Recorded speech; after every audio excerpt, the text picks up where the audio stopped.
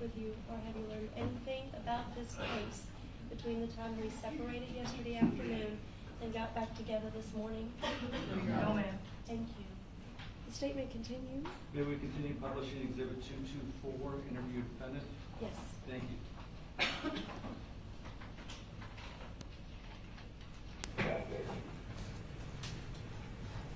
Because when I was talking to Chris, the possession maker asked me to breathe because I was panicking. I was getting anxious, getting hotter, and more anxious, and I get hard to breathe. So I took the vest off. And then he kept talking me down and saying that I need to get help and that he'll help me and that we can get these voices to stop. And that's all I wanted. That's the reason I had the gun in my hand, is because it made them stop for a short while. It would get them to be quiet enough where it was bearable. Because it was that threat of, fine, I'll do what you told me to, I'll kill myself. And I kept talking me down, I kept getting stuff off of me because I was trying to stop. I just wanted to put everything down and just be done. Why do you think you didn't go through the plan to shoot yourself? I didn't plan. I mean, you can tell me better than that. You're you, I'm not, you know. Yeah, when I saw what I did, You told the dispatchers, right? You just killed 5 people and now you're going to kill yourself. What made you not do it? I couldn't pull the trigger. Well, I've had the gun in my head, well, not that gun, but I've had a gun to my head before. And I still couldn't do the same thing, I couldn't pull the trigger. I had a gun, I had a bullet in the chamber against my head, and I could not pull the trigger. what do you think that is? I don't know. There's been times where I've had a rope around my neck, and I couldn't jump. There's been times where I That's because to me, I would think that if I was fortunate enough, that would be easier than it would be pointing at 5 people face down on the floor for pulling the trigger. I think that would be easier than doing that. I don't know why I can do that, and I couldn't pull the trigger on myself. And you called it self-preservation, and that it was planned that I would kill 5 people, and then just draw attention to myself, make a point, prove a point, show something, like, oh, I can do this. I don't want to prove a point. I don't want to make someone look like I... Actually, to tell you the truth, I didn't say that you just did. I mixed that fantasy, or you just... No, but you told me that it was not like that. Not necessarily like that, but you told me that... I didn't say, look, I could do this and all that stuff. You said that. No, but you had said what you said. There's an ideation. That wasn't what I was trying to quote. It was some of self-preservation. That was what it was. That's why I didn't shoot myself. Self-preservation. Self-preservation will want not to hurt yourself. It's a very powerful thing. I wish I didn't have it. Because apparently I don't have the willpower to not shoot 5 people. I wish I had the willpower to do just kill myself instead. I'd have done it in my room. I'd have done it 8 years ago. I'd have done it 10 years ago. Even 13 years ago when I first had the ideation of killing myself. I wish at that night, that instant that I felt that I'd just done it. I wish that I had not even been here for any of this to even potentially have happened. And the only thing that filled my head the entire time is that I was sitting there on my knees, begging against my head, other than shoot myself. Why can I not shoot myself? I deserve to die for this. Other thing was, would this have happened if I had stayed in Indiana? Would this have happened if I didn't say what I had said in Basic? Would this have happened if I told we were... You guys were... The day before this had happened, I saw them pouring coffee in the canteen, which is not allowed. Right. I was in the Army. Yeah, right. And only thing I said was, hey, you might not want to do that. And I was going to finish it with, you got to wash it like crazy to get that coffee out, that stain, because they're going to narc on them. Yes. And they're like, I'm going to shut the fuck up and turn the fuck around and act like you didn't see shit. And that made me angry, but I tried to calm myself. And I'm like, okay, instead of fighting, arguing. I just grabbed the battle buddy, walked over to the drill sergeant, and told him. And all he had to do was dump it out and put my water in it. That was it. Didn't get punished, didn't have to do push-ups, didn't have to do anything. That was it. It was done. And the next morning, I was woken up, well, I was supposed to be woken up for fire guards, and they woke me up late. On purpose? Yes. And I went and like to try to get back at me and punish me for, okay, fine. And I went and ran into the latrine to get changed, forgot my boots. So I went to go grab my boots, and my boots were missing, they stole them. So I had to grab my old muddy, dirty boots that were sitting right there, and go run back and get changed. But I was Of getting course, aren't polished or anything like that, they look like shit. Yes. And I came back, I went straight to work, and relieved the guy that was before me and started mopping like crazy. This was my job tonight, for that night, to go mop. Mopping the other day itself, Yes, bucking, just mopping. just mopping. And he walked up and said, hey, you're 20 minutes late to the fire guard, I think we should talk to Joe Stone about that. I'm like, that's perfectly fine, that's my fault. I got up late, and I misplaced my boots. I was willing to take it. I'm like, okay, just deal with it, you're in basic, you got all this other stress going on. Very stressful. Basic is basically designed to push you on a stressful situation. Got it. And I was just like, that's perfectly fine, I'll take the punishment, that's my fault. I'm sorry. And just kept mopping. Like, you're lucky we don't take you in the latrine and beat your ass. And I'm like, okay, you want to take me in the latrine and beat my ass, and I want to shove the broomstick up your ass, but I'm not doing it, am I? And I was saying it like a joke, maybe the right inflection and everything, to make it as a joke. Like, you're threatening us, and we should go do something about that too. I'm like, you guys just threatened me about beating me up in the latrine if you're going to claim that's a threat. I'm like, well, we don't beat you to death in that fucking latrine. We don't beat you or kill you or soap in a sock. And I'm like, dude, come on. What did I do? Like, you didn't get punished. What did I do? And they went and told the drill sergeant. I got pulled over to, You didn't get kicked out because of that, though. No. It's only going to shove broomstick up their ass.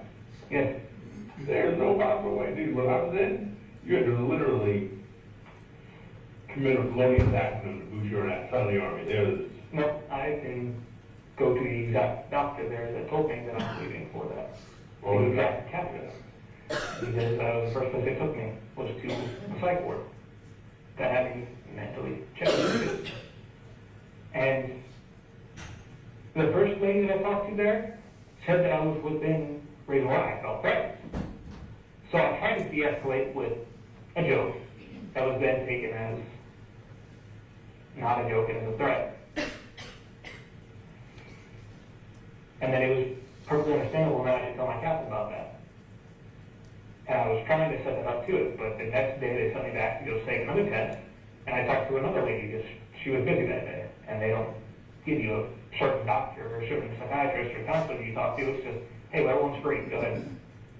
So I went and talked to her, and I told her what I said, and she was like, well, go ahead and call the captain and tell you you're done, you're out. That was it, just like that. I was like, Sounds to me you're going to show because that's technically impalement. In the eyes, then that's impalement. That's what they said. And they said that I'm out for that. when Detective Reinhardt pulls the medical records from your Yes. military chart, will it show that, or will it show that you said other things on top of that? That's all I said. Did you ever look at your medical chart? I have my discharge papers, but I didn't really look at it. What did the discharge say? It was medical. What did 214 say, basically? I don't know. I Could could have a 214, right? You form 214. probably, I don't know. That's your Bible there, that's your gray discharge papers, one sheet. I have, like, Back in. I've got a folder full of all the important paperwork I've ever had, like from banking, from this, from that. In your room, basically. I have the discharge papers in there too, and I haven't really looked at them. I was upset about the fact that I'm getting kicked out for a joke after they threatened me. And because it was 3 people against one word, they believed them. And I was out. And it crushed me for a while. I didn't have a job. And every minute I contemplated about killing myself because I didn't know anywhere else I could fit. I didn't have anywhere else that kept me from thinking like that, from having any problems. Like it was working. Every day I wasn't violent. I worked decent with people. I didn't like people still, so I didn't really get around to knowing anybody, but I worked with them. I helped them. I tried to do everything I could to work as a team. How many weeks into, basically? I think 4 or 5 roughly into Halfway through? probably It around was 8 weeks, so a lot less. yeah. What was your, AIT gonna be? And what's one? Tobrello, coming to June. Okay. And like, because of the fact that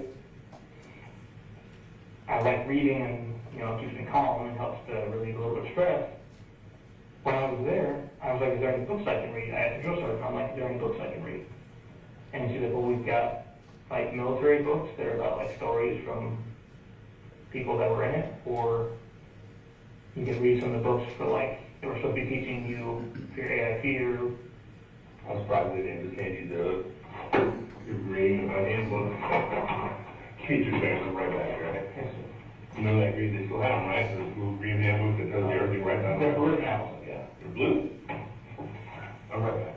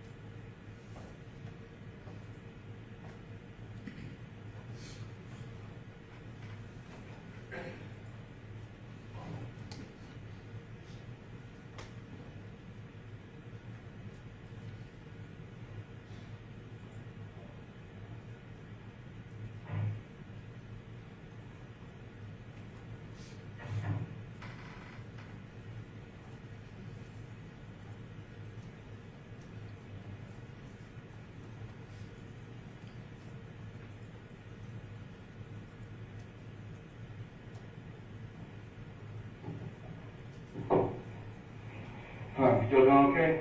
You all right? And drink. A drink? Not a problem. Probably hard for you to reach it over there. And see, we'll find out one. Good. Yes. All right. I'm gonna read the, this is a waiver of search warrant consent to search. It's dated today's date, your name, I, Zephin Zaber, having been informed of my constitutional rights not to have a search made of the premises, vehicle, persons herein mentioned without a search warrant, and my right to refuse or to consent to such search, hereby authorize the sheriff or any deputy, constable, police officer, Highlands County, Florida, or all to conduct a complete search of my premises.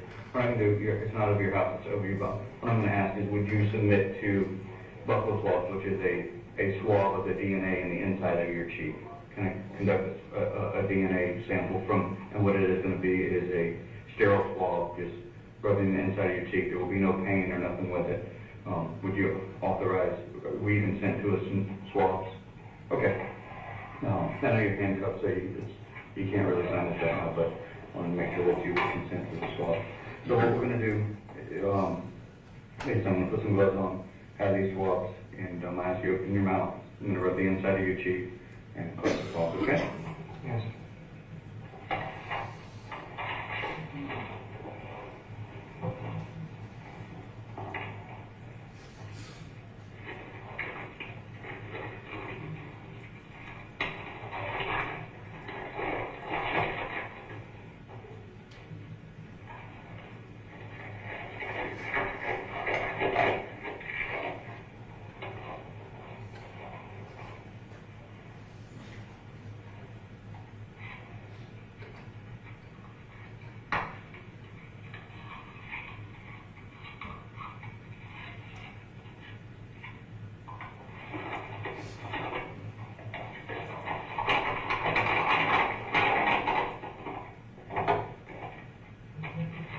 It's just sterile Q-tips.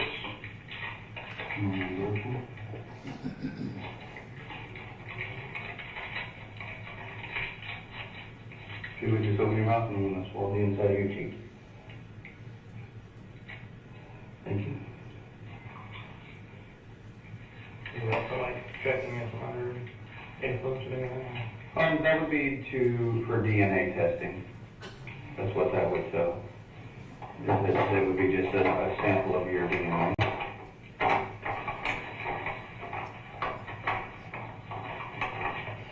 On your way. Then also, with the same thing, I'm going to ask if you mind if I swab your hands, okay? I'm going to take a swab of your left hand if you would consent, and then swab of your right hand just the same way we did that, okay? Is that fine with you? Okay.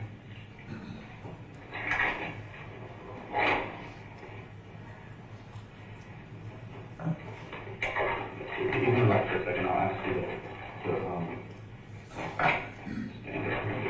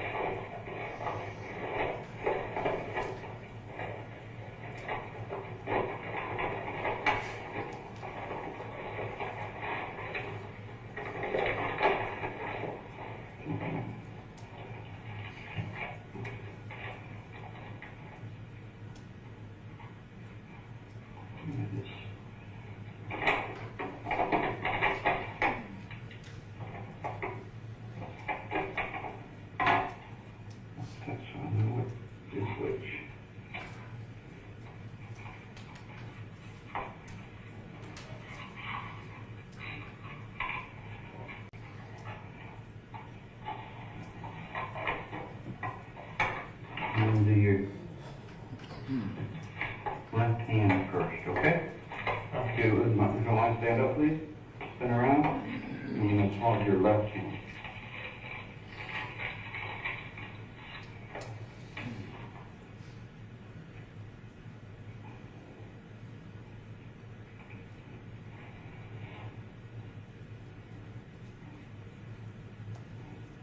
Okay.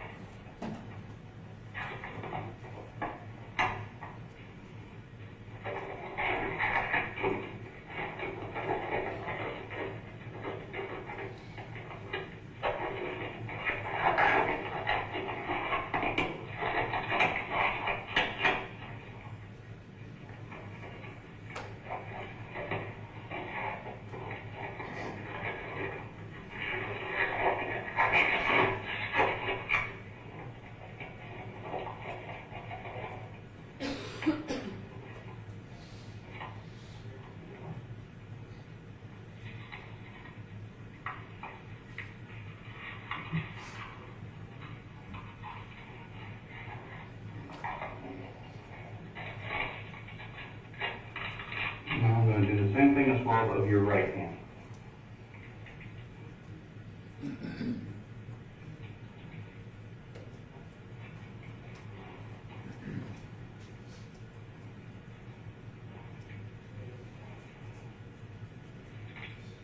Okay, thank you. You can be seated.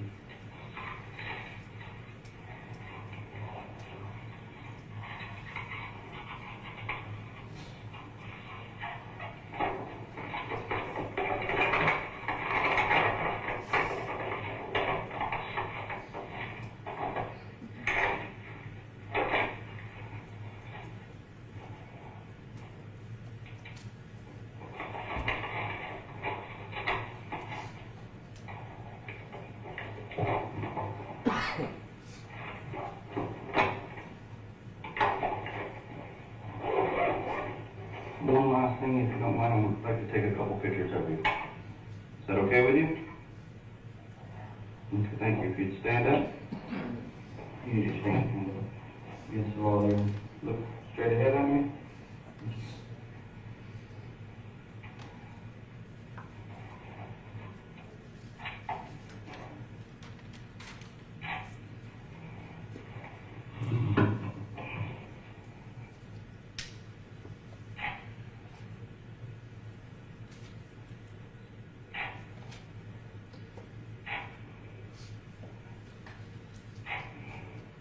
If you don't mind, would you face away from me?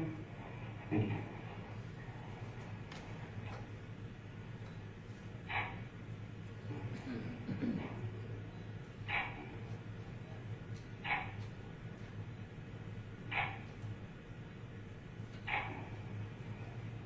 Thank you, sir.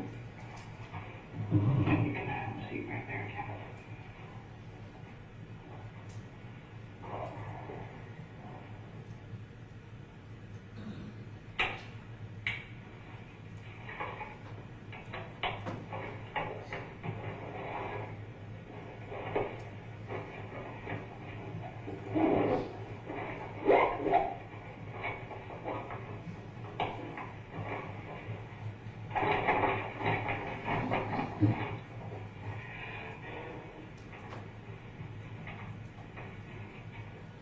That was kind of Davidson over.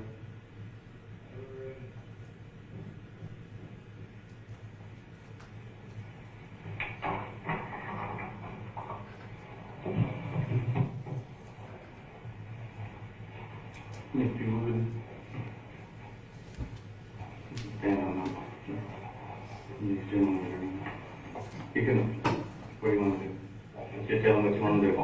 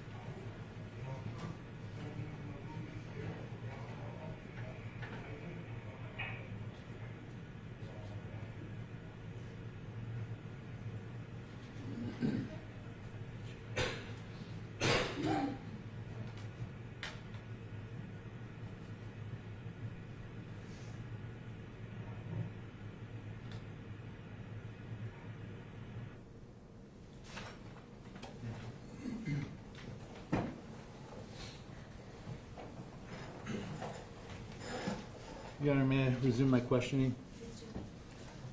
Detective, at the end of that interview, you collected some evidence. Yes. One of them you called a buckle. Why'd you do that? That would be the standard for his DNA. What about the hand swabs? What were you doing there? That would be if there was any gunshot residue or any other DNA formed to his on his hands. Okay. And some photographic evidence, right? Yes, I did. Why'd you do that? To document the way he was dressed and his appearance. Okay. Is it, for somebody that had used a gun, is that standard operating procedure, things that you would normally collect? Yes, it is. Okay. Just because you're collecting them, it's not a question that you say, in this particular case, I must have that information, is it? No. Okay. In fact, DNA is helpful in a case that perhaps is a whodunit, right? That's correct. Okay. And the firing, the gunpowder residue is perhaps if you're trying to say like, well, who held this gun, right? That's correct. Okay. That wasn't a question in this case, was it? No, it was not. He collected some other evidence too. He had mentioned, or you had mentioned actually, and talked about the shirt he was wearing, right? Yes, I did. Okay, one moment. May I walk around further, Your Honor? Give you some movement. Thank you.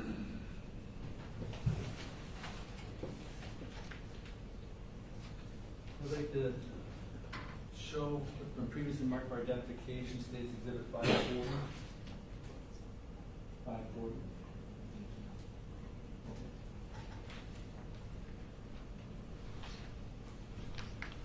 Detective, did you recognize that exhibit?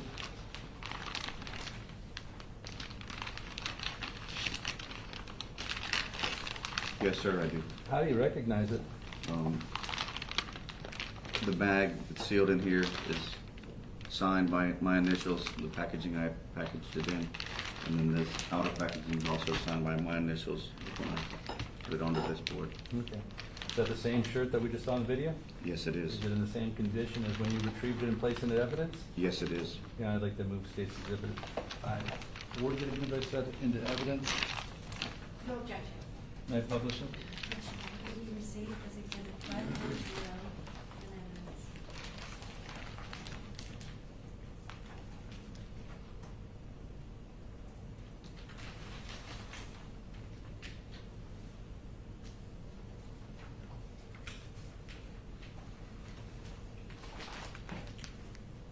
Mr. Xavier told you he really liked this shirt, right?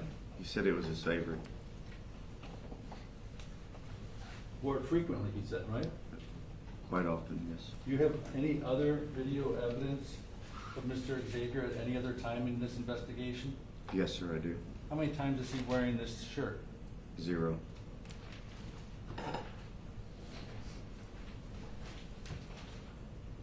You discussed with Mr. Xavier his purchase of the firearm. Yes, I did. Did you learn where that was done at? Yes, I did. Where was that done at? It was at Boom Boom's Guns and Ammo in Sebring, Florida. Did you go to that location? Yes, I did. Were you able to retrieve any documentation that verified that he was there? Yes, I did. Such as what? The firearms transaction report, the background he would have filled out, the sales receipts. Okay. Was he able to accomplish that all in one day? No, he was not. Okay. How do you know he was there on multiple days? He filled out the application for purchase, paid for it on one day. He had to wait a 3-day waiting period. He returned to retrieve the firearm. Is it standard to wait the 3-day period? Yes, it is. Okay. And then after that, so you're talking about 2 days there, goes in, does the forms, makes the payment, picks it up. What else does he do? How many He more times does he show up? He returns it on a third occasion to purchase the vest he was wearing. Okay. Those transactions, were you ever able to obtain those in any type of audio-visual format? I do have surveillance video, yes. Okay. Were you able to obtain documentation from that business? Yes, I was.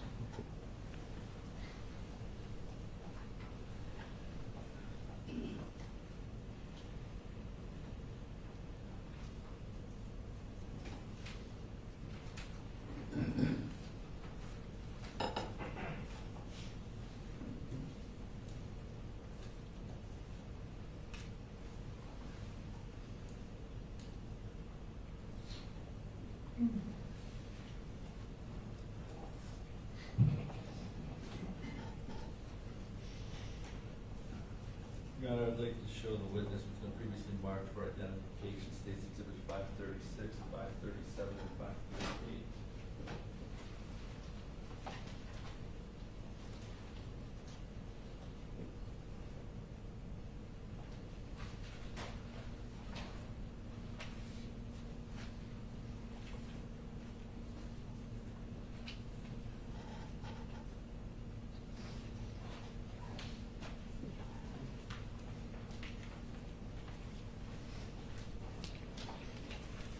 Detective, I'm going to show you what's been marked. States exhibit 536, 537, and 538. Do you recognize these exhibits?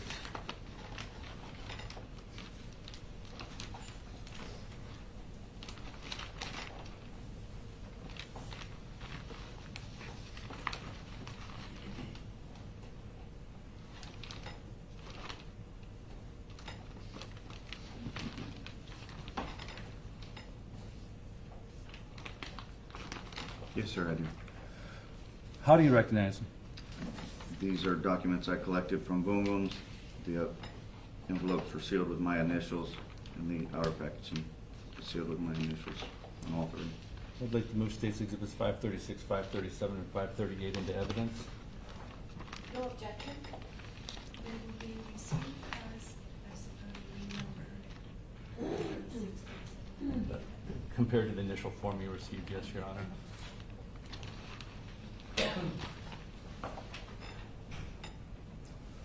What do those receipts depict? What do those materials in those exhibits depict and demonstrate? So the first, which is exhibit 536, this is a copy of a sales receipt from Boom Booms LLC in Sebring, Florida. It's dated January 8th, 2019 at 3:26:51 p.m. It shows a custom item for $525, a call-in for $5, a debit card transaction for the purchase of a total of $585.28. And also has a handwritten note at the top, 10-536. You know what that handwritten note is? Yes, it is the stock number from the firearm that was purchased. It was on the display tag. Yeah. Were you able to line up that purchase, that payment, on that date and timestamp with the surveillance video at Boom Boom? Yes, I was. What's the next one demonstrate to you?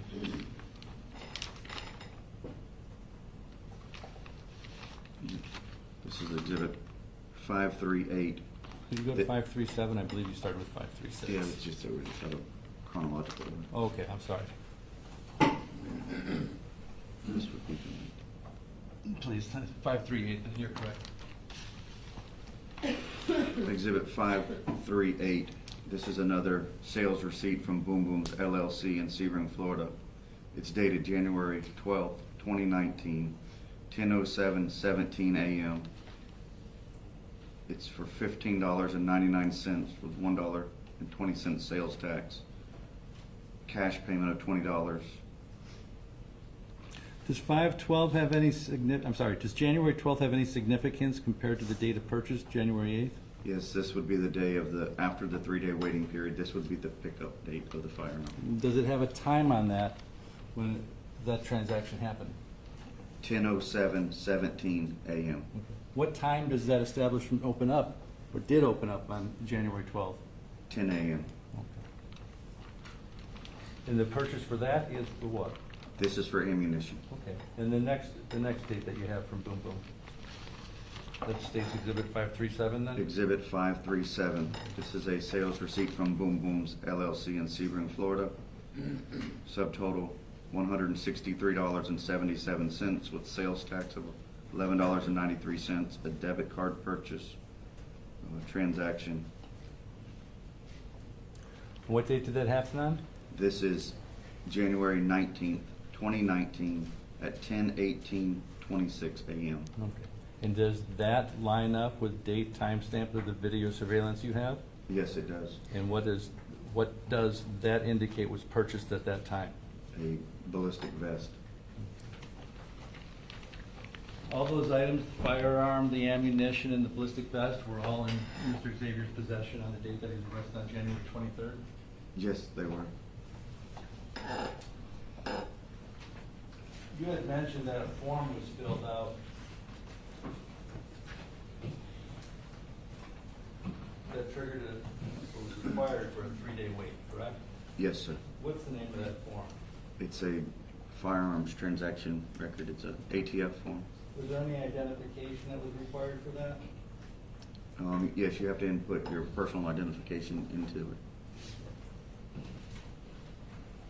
Who actually fills out those forms? The purchaser of the firearm. Yeah, I'd like to show you from previous Market States Exhibits 535 and 539 for identification.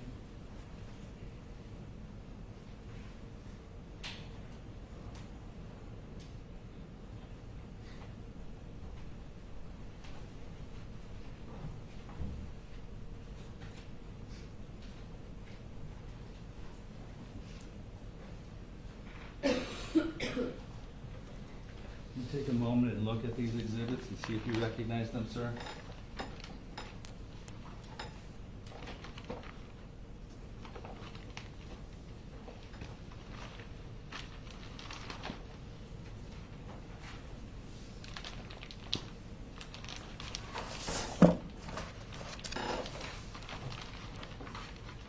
Yes, sir, I do.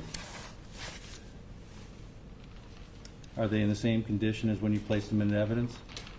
Yes, they are. I'd like to move State's Exhibits number 535 and 539 into evidence. No objection. Sir, could you please tell me, I'm sorry. They'll be received as 535 and 539 in evidence and so marked by Madam Clerk. Thank you. Detective, could you please tell me what 535 is? Exhibit 535. This is a piece of paper that has a photocopy of a Florida driver's license on it and some handwritten notes. Now, who is the person depicted, if you know, in the driver's license? The Florida driver's license is Zephan Allen Zaver. And then in Exhibit 539, what does that demonstrator depict? Exhibit 539, this is the firearms transaction record, the background check that was filled out at the time of the purchase. And then this would be a photocopy of the hang tag or the stock tag that was on the firearm that was purchased. Okay. And that's one of the items that you had discussed in the interview with Mr. Xavier as far as him completing it and being full disclosure and candid on that form, correct? That's correct. Okay, thank you.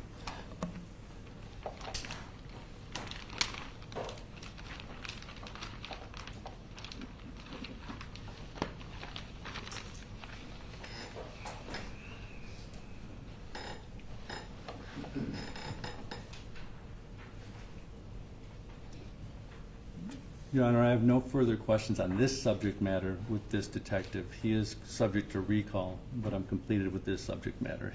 I tender him if there's any cross.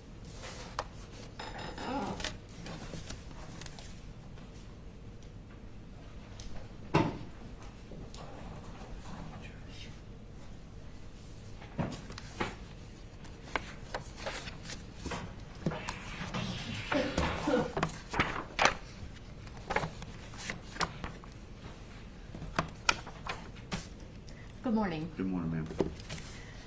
Okay, so I have some questions that I'd like to go over with you regarding the video that we saw of the interrogation that you did with Mr. Xavier, okay? Yes, ma'am. To just kind of reset, though, before we get into some of the specifics of that, were you present at the bank at the time that Mr. Xavier was arrested and taken into custody? Yes, I was.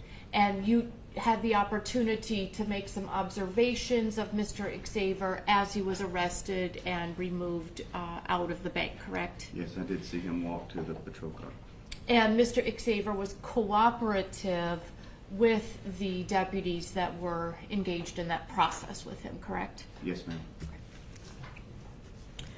Now, prior to going to the sheriff's office, and that's where this interrogation took place, correct? Yes, ma'am, that's correct. And that's a sheriff's office here in Sebring? Highlands County Sheriff's Office, yes. Okay. Prior to you going to the sheriff's office from the bank to do the interrogation, you actually went inside the bank, correct? Yes, I did. And you did a sort of walkthrough of the lobby and the back room? That is correct. And you did that so you could get sort of an understanding of the layout of everything and, you know, for your own sort of information before the interrogation. Yes, ma'am, that's correct. And you wanted to do that so that as you were asking questions of Mr. Xavier during the interrogation, you would have that visual in mind, right? Yes, ma'am. And you would be able to make determinations about perhaps whether the things he was telling you were the truth. That's correct. Yes. Now, when you went into the bank prior to the interrogation, you actually went inside the bank prior to any of the crime scene technicians going in, correct? Yes, that's correct. And you went down, you went into the lobby area, right? Yes. And through the lobby and down the hallway Yes. and into the break room or office area, excuse me, where Mr. Xavier had been.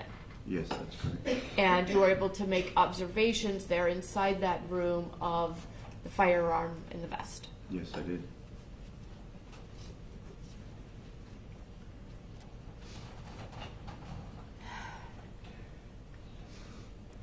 Now, after doing that walkthrough, you then go to the sheriff's office where Mr. Xavier has already been taken, correct? That's correct. And that's where the interrogation occurs. Yes, ma'am.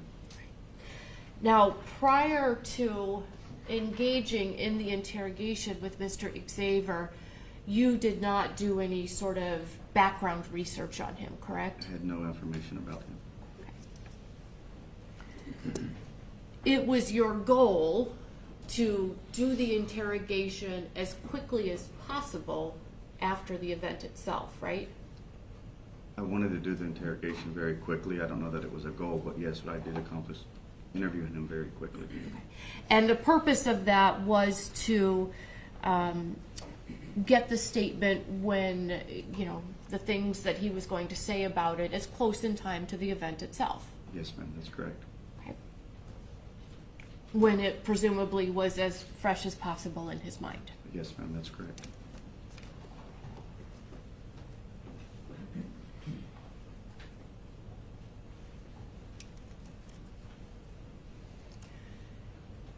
We saw on the video that you read Miranda warnings to Mr. Xavier, correct? Yes, ma'am, I did. And at the conclusion of reading the warnings, you said, do you understand the rights I just read to you, correct? Yes, ma'am, I did. And he said yes. Yes. And then you started to question him, correct? Yes, ma'am. You do not, after you say, do you understand the rights I just read to you, you didn't say anything like, and do you want to talk to me? I didn't ask him if he wanted to talk to me. I started You just- speaking to him. You just started the questioning? Yes, ma'am. Okay. Now, you presumably went through the training at the police academy, correct? Yes, ma'am, I did. And in your training, you learn things about how to conduct an interrogation, correct? Yes, ma'am. Can you tell the jury a little bit about what you're learning in the academy and your initial training about that? Specifically, I mean, I don't know what, just about doing interrogations? Yeah, like do you have a class? Does an instructor get up and say, here's what you do, here's how you do it, here's why you do it? Sure, we do get a small portion on conducting interviews and Miranda warnings. Okay. And do you then also, I mean, you started out as a regular deputy sheriff or police officer, correct? Yes, ma'am.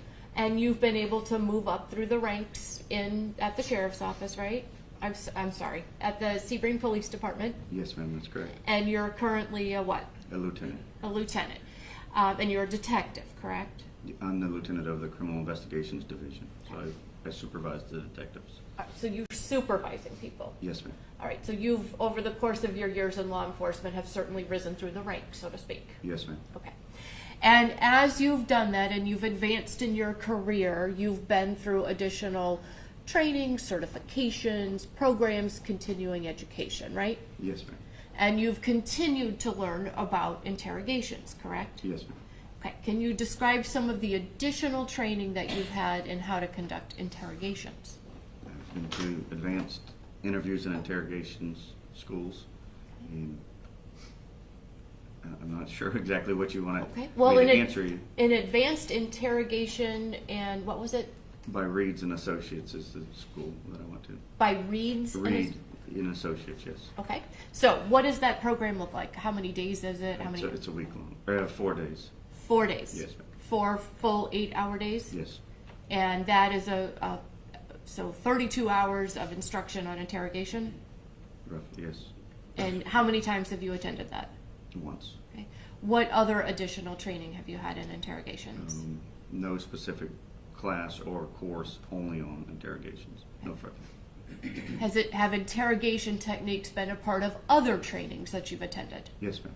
So would you agree that over the course of your how many year career? Approximately 21. 21-year career, you've had continuing education in how to conduct interrogations? Yes, ma'am. And over the course of your 21-year career, how many interrogations would you say you've conducted? It would be hard for me to guess sitting here today what that number would be. It's a lot. Quite a few, yes, It's ma'am. Hundreds. Possibly, yes. Okay.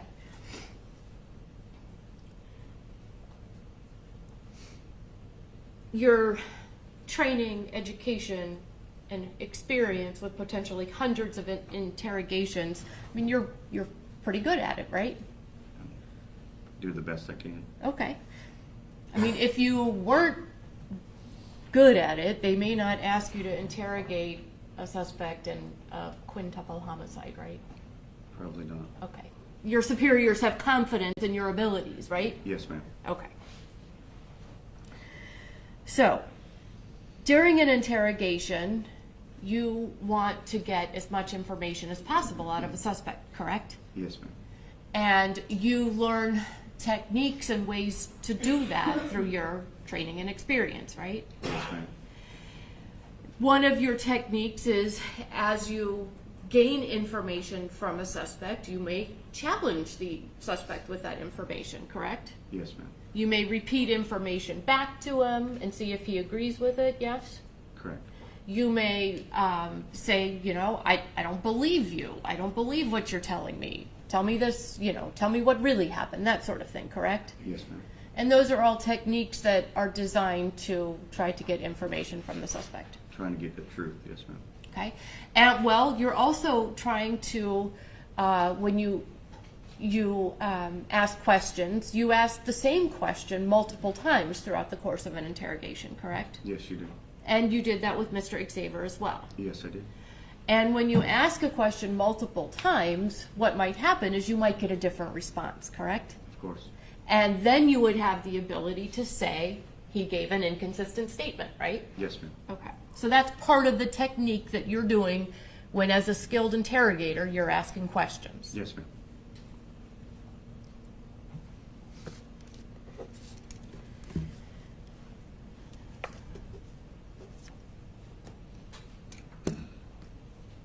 And you use those techniques that we've talked about during the interrogation that we watched with Mr. Xavier. Yes, ma'am.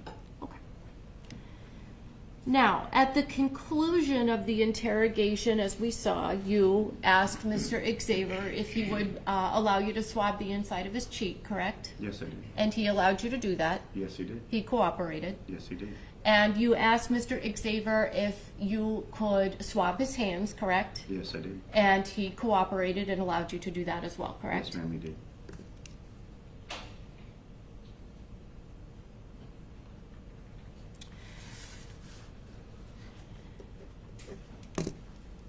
Part of your training as an interrogator, as a detective, your 21 years, is that you look for signs that whether or not somebody might be under the influence of something during an interrogation. Is that correct? Yes, ma'am. And you're trained what signs to look for, speech, odor, if they're making sense, things like that, correct? Yes, ma'am. And you, of course, looked for those signs with Mr. Xavier as well. I did. And you did not see any signs that appeared to you that Mr. Xavier was under the influence of any alcohol or drugs. That's correct. And you asked him that as well. I did. And he said he was not. That's correct.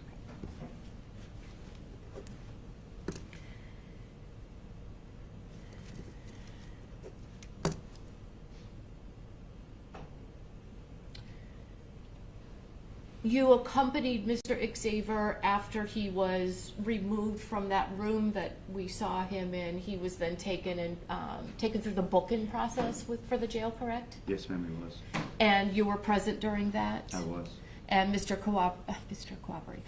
Xavier cooperated with the booking procedures, gathering his clothes, all those sorts of things, correct? Yes, he did. Okay, he was compliant. Yes, ma'am. Now, after the booking process and all of that was complete and you were finished with that part of your assignment that day, you went back to the bank, is that correct? I did. Right. And you were able to view the layout, things at the bank again. You went back inside. Yes, I did. And you were able to, now having received the information from Mr. Xavier that you did during the interrogation, you were able to look around and see if the things that he said made sense with the layout of the bank and what you saw there, correct? Yes, ma'am. Right. And there was nothing that you saw at the bank, like physical evidence-wise, that was inconsistent with what Mr. Xavier told you, correct? That's correct. Everything he said appeared to be accurate. Yes, ma'am.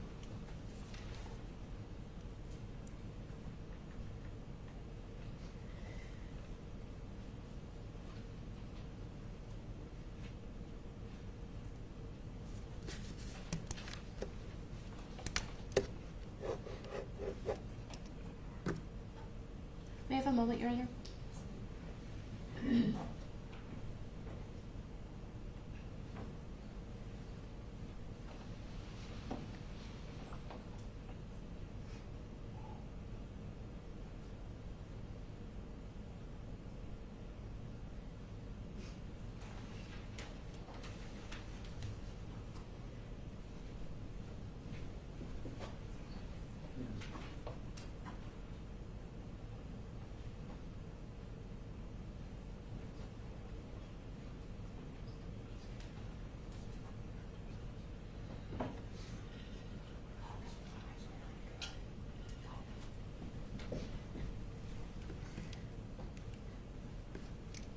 Those are all the questions I have at this time. Thank you.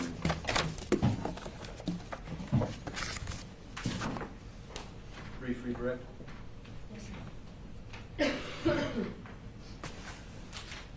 Why do you guys put the interview on video? To document exactly what occurred, how it occurred. So your methodology and your technique can be seen by all, correct? Yes, it can. Okay. Did you conduct another interview somewhere else in a hallway secretively before or after that with Mr. Xavier? No, I did not. Okay. Because you want to have it preserved, correct? Yes, sir. Okay. Defense counsel asked you if he was cooperative in following directions. That's all true, right? Absolutely. Well, when you observed him and he's cooperative in following directions, did he seem distracted at all to you? No, sir, he did not. Did he seem to be off in space? No, he did not. Did he seem to be engaged in your conversation? Yes, he was. Did he seem to be aware? Yes, he was. And out of your experience, you've mentioned you've done hundreds of these interviews, interrogations, as they mentioned. Yes, sir. Hundreds. In that video, you've got a period of time with him, about 2 hours and 50 minutes, correct? Yes. And about 15 minutes of that is where he's just left alone in a room, correct? Yes, he was. So out of all the experience you have, any behavioral observations that you noted that was unusual in his demeanor? No. Thank you. I've got no further questions. Is witness being excused? Excused at the moment, but still under subpoena. You are excused from the witness stand for your own about your business, however, you are still under subpoena, subject to being recalled by counsel. Thank you, Your Honor.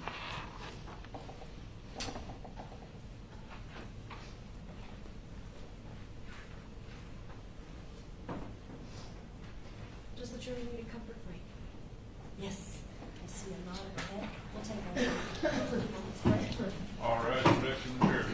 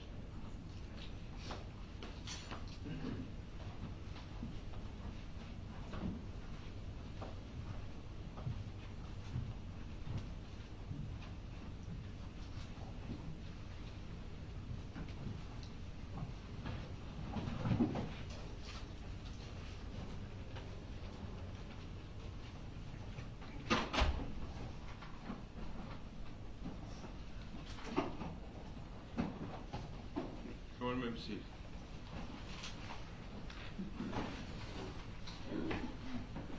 State calls Matthew Pearson.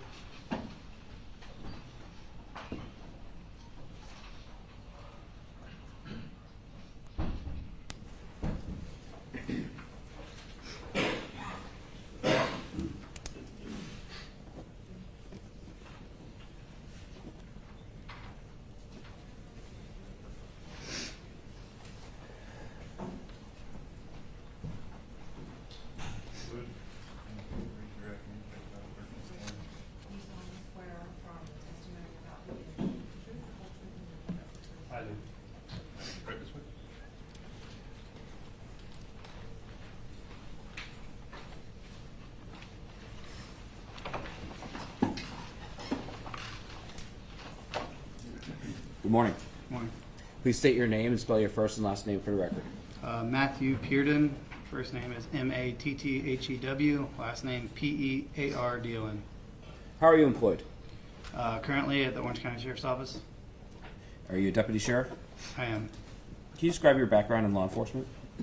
I started here in Highlands in 2015 and went to Orange County in 2020, and I'm still employed there. Okay. So in 2019, were you working for the Highlands County Sheriff's Office? Yes, sir. What was your assignment at that time? Uniform Patrol Division or Patrol. What are the duties associated with patrol deputy for the Highlands County Sheriff's Office? Responding to call for service and policing assigned areas. Directing your attention to January 23rd of 2019, were you working on that date? Yes, sir. And on that date, did you respond to the Sun Trust on Highway 27 South in Sebring, Florida? Yes, sir. In reference to what? I believe a call went out that was in reference to someone stating that they had shot people inside the bank, and I responded to that call. And once you arrived on scene, what was your initial role?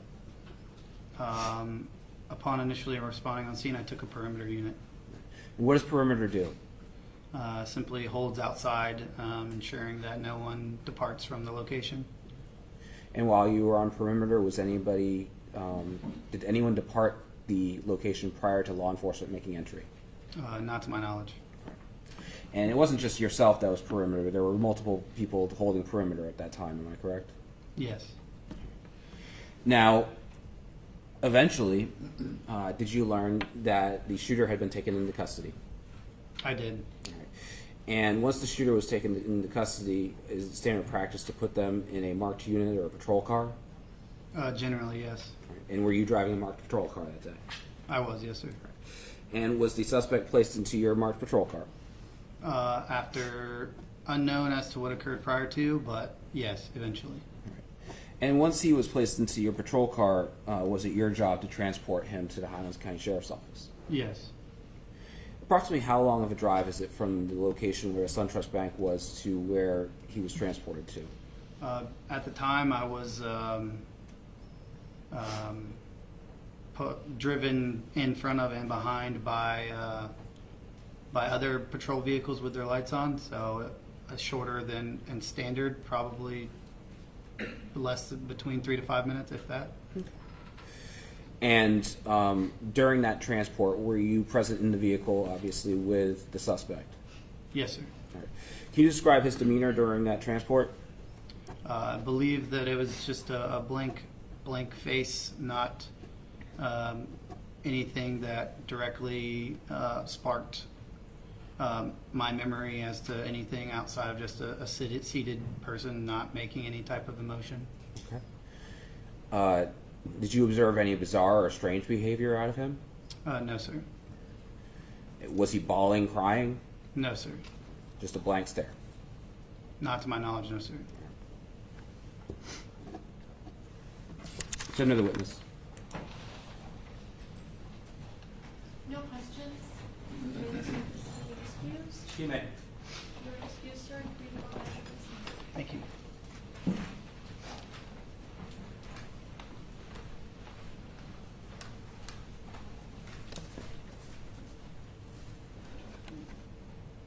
Your Honor, the state will call James Kwong.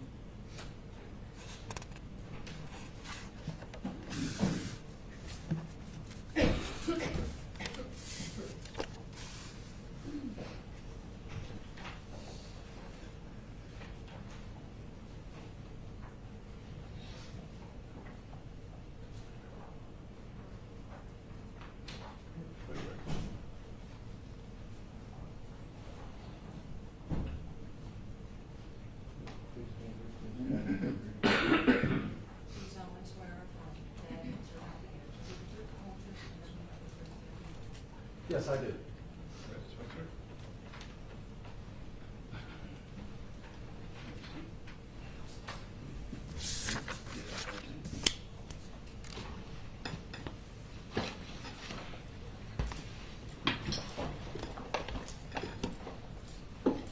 Young man, Inquirer. Sir, why don't you introduce yourself to our jury? My name is James Kwong. Kwong spells Kwong. What is your occupation, sir? I am a senior crime laboratory analyst. And your duties there, well, where are you a senior crime lab analyst? Where at? Okay. I am employed by the Florida Department of Law Enforcement, also known as FDLE, in the Tampa Bay Regional Operation Center in the forensic laboratory assigned to the firearms section, and my title is Senior Crime Laboratory Analyst. And your duties primarily involve or are concerned with what, sir? My duties are conduct examinations of firearms and fire components of ammunitions, projectiles, span casings, identification of firearm, function check, safety check, and test fire the firearm, recover the test fire bullets, test fire cartridge cases for microscopic comparison purposes. Conduct microscopic comparisons of bullets to bullets, cartridge cases to cartridge cases, to determine whether they were fired in or fired from the same gun or not. If the serial number of the firearm has been removed, obliterated, I will use various restoration techniques to restore the serial number so that the serial number could be traced back to the owner.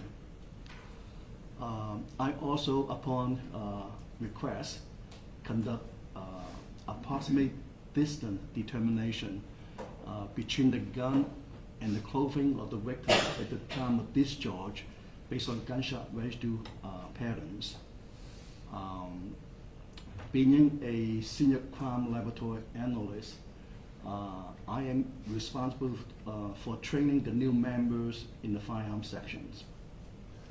And some of those activities that you do with firearms and projectiles and cartridges and casings, did you do some of that in this particular case?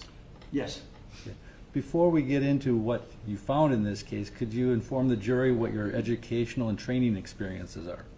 Yes.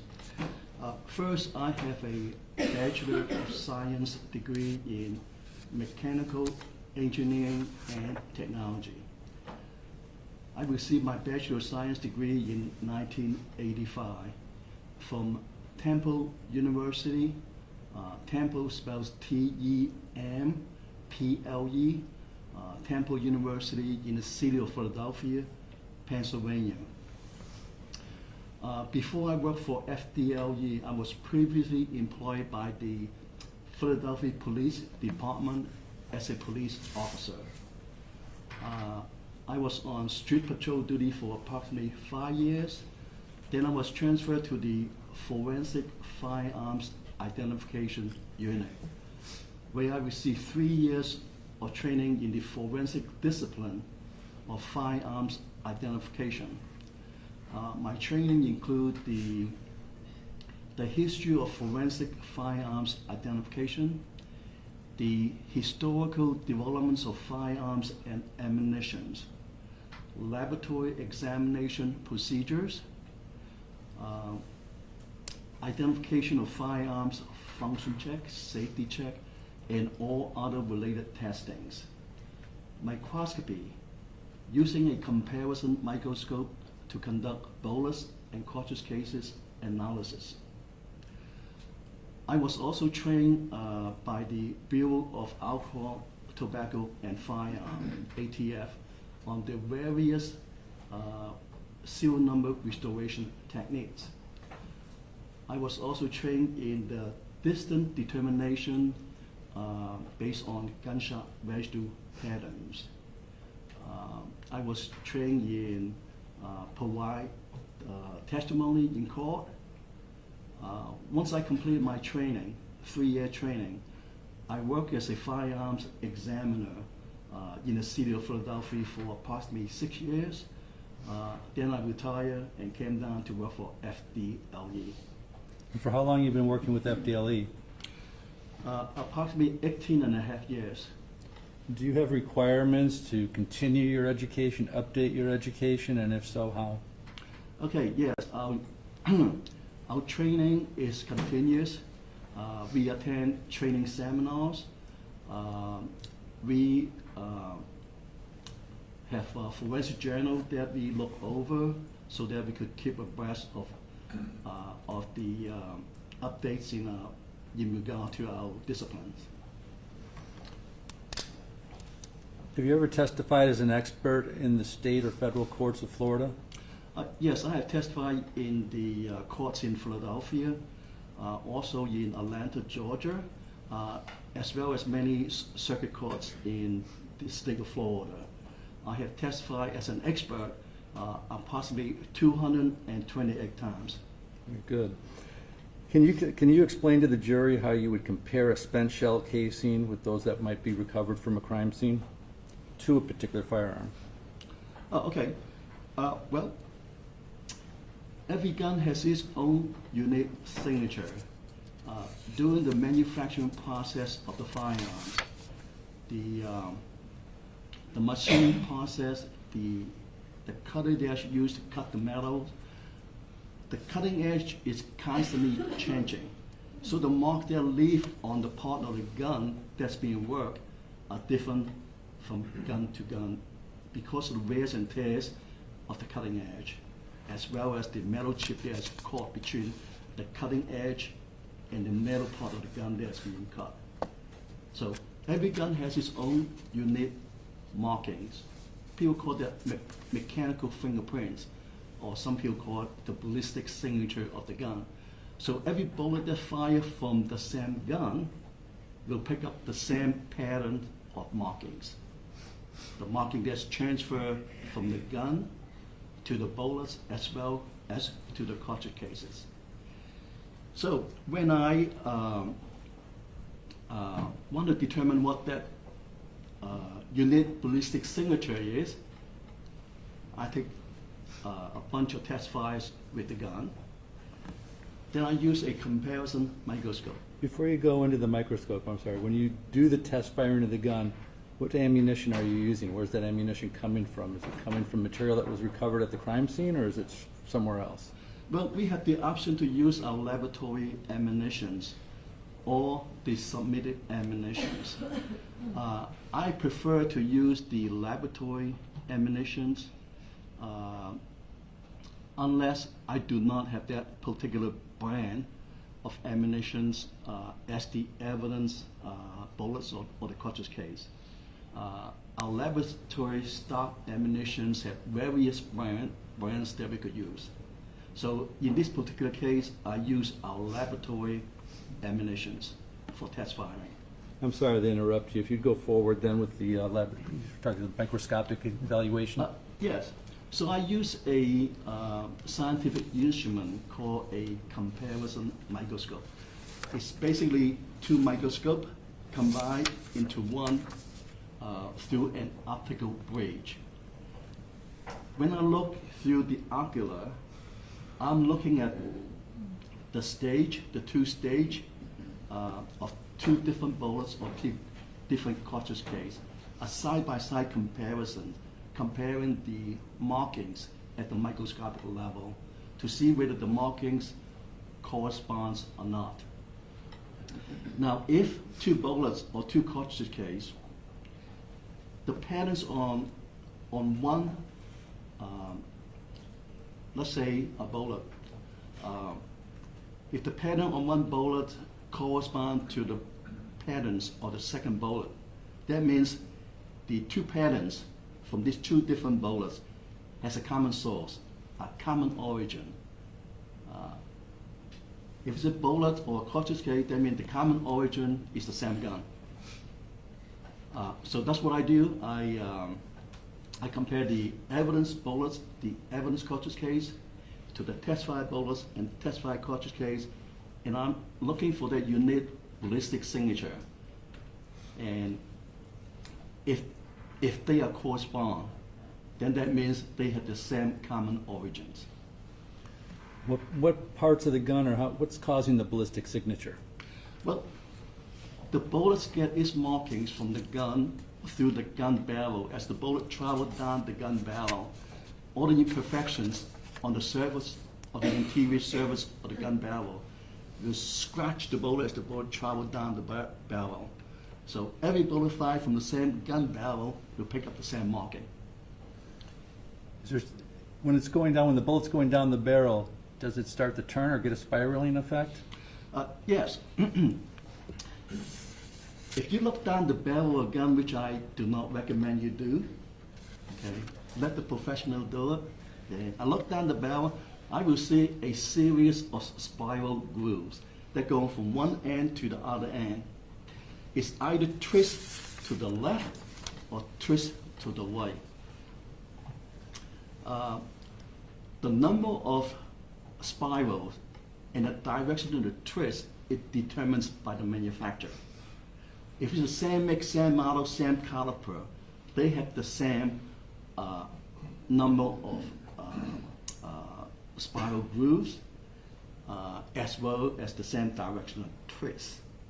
Now the purpose of this spiral groove is what we call rifling. Between the grooves is what we call lens. So we call it lens and groove. And together is known as rifling. The purpose of this rifling, the spiral, is so that it will stop the bullet spinning.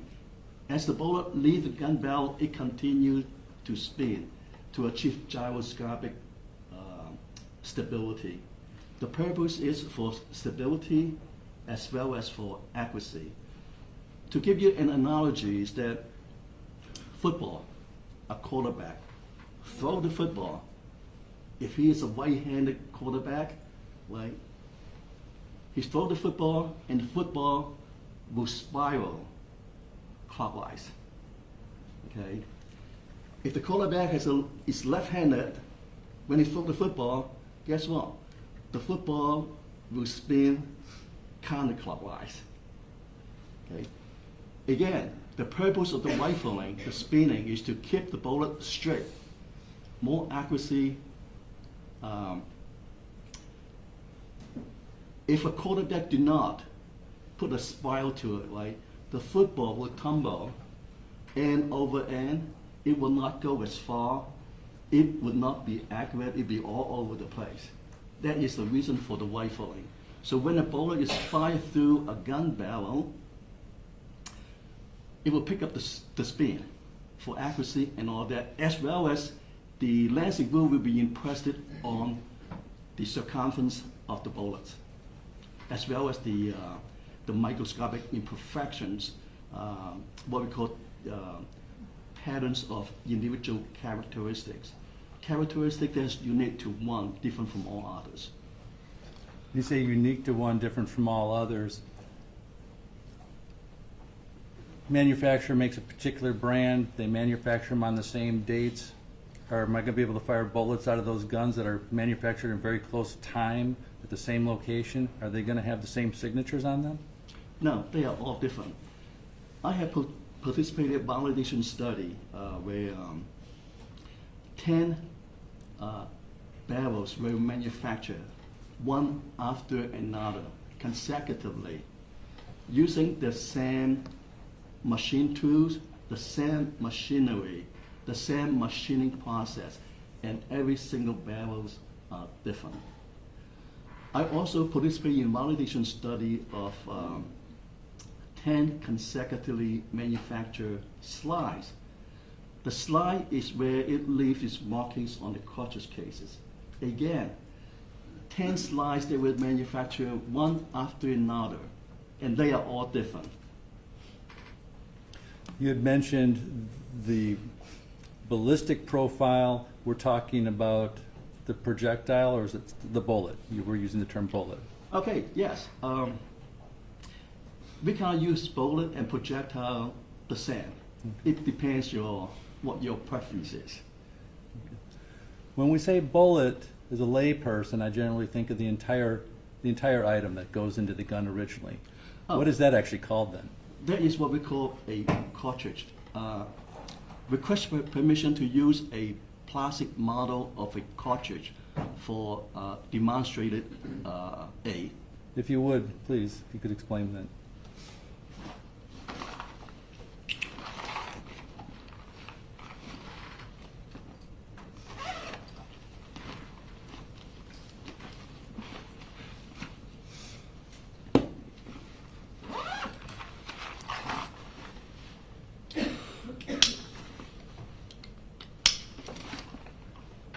What caliber is that, sir? Just kidding. This is an extraordinary caliber. Hopefully we don't have this ammunition for handguns or rifles. This is strictly for demonstrative purposes. Very good. So this is a plastic model of what a typical cartridge looks like. A cartridge contains 4 major components. The first component is what we call the cartridge case. Is this part right here. Okay, this is the part that holds the other 3 components together. Okay.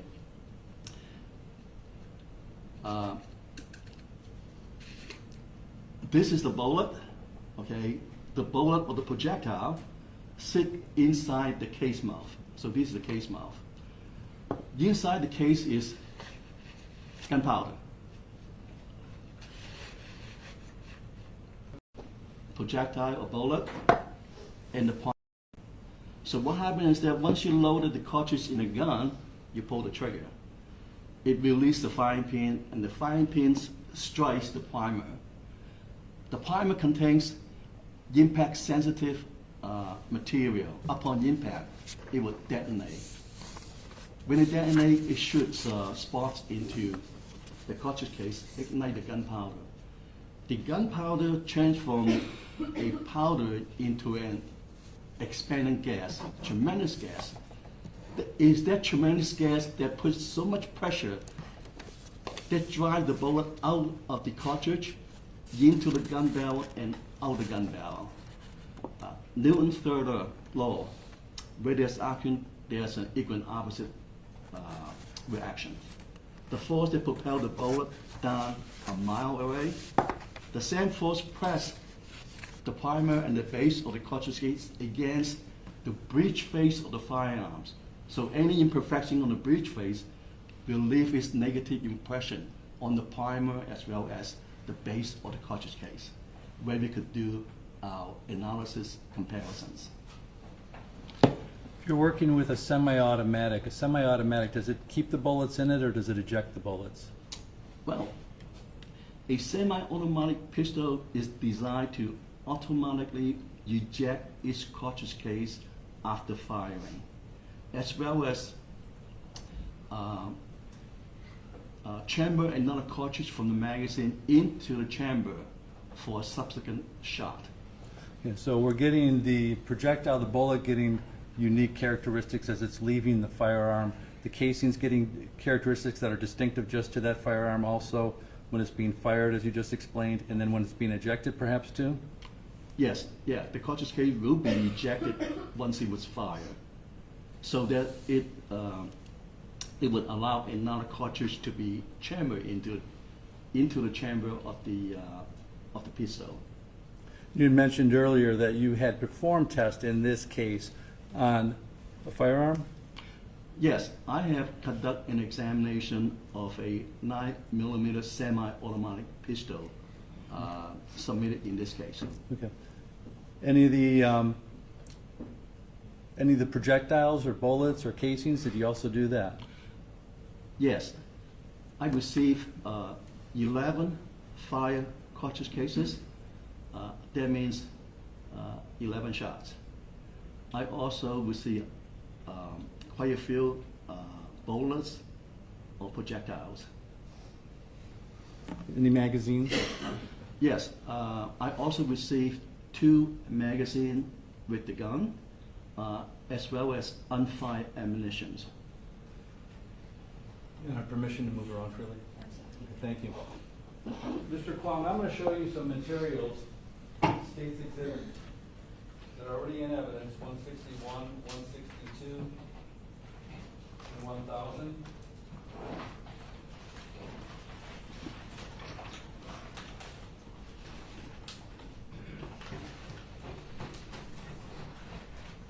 While these are already in evidence, I want to see if you have any familiarity with these materials, with these items. And if you could take a moment to take a look at them, let me know.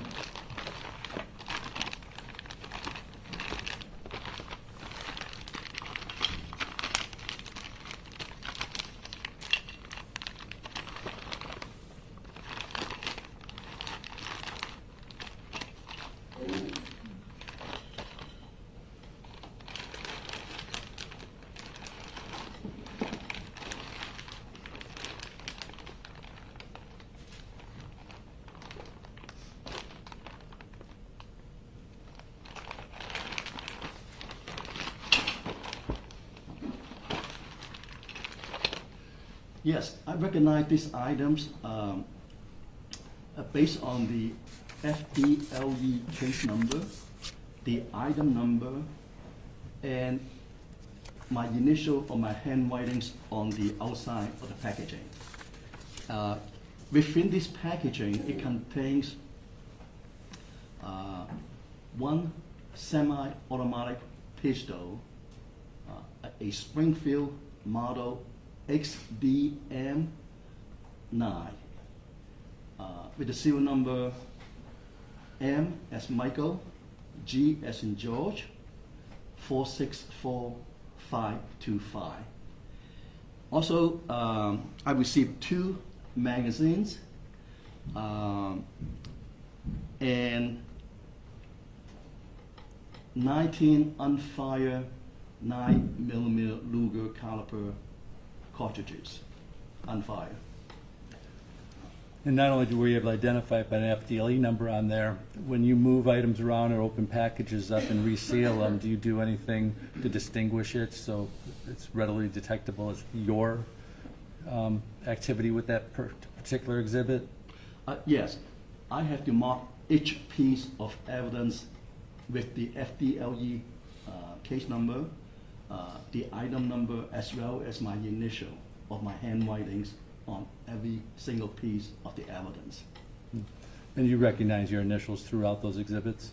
Yes. Okay. Yes. For example,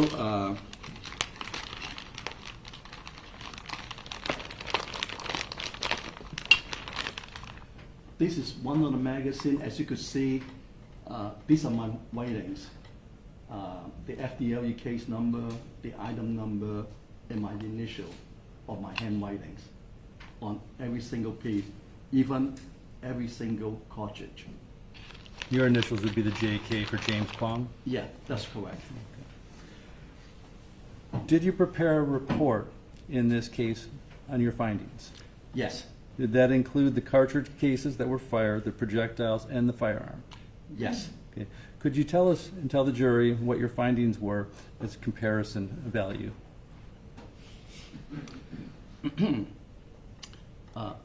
Based on microscopic comparison, using a comparison microscope, I was able to determine that all 11 fire cartridge cases were identified back to the Springfield pistol. That means the Springfield pistol fired those 11 cartridge cases. Also, I have identified 8 pieces of projectiles back to the Springfield pistol. That means the Spring pistol fired those 8 pieces of projectiles. So that firearm that you have there, at least you have evidence of 11 fired bullets, correct? 11 fire cartridge cases or span casings. Very good, thank you. The projectiles, what were your findings on the projectiles?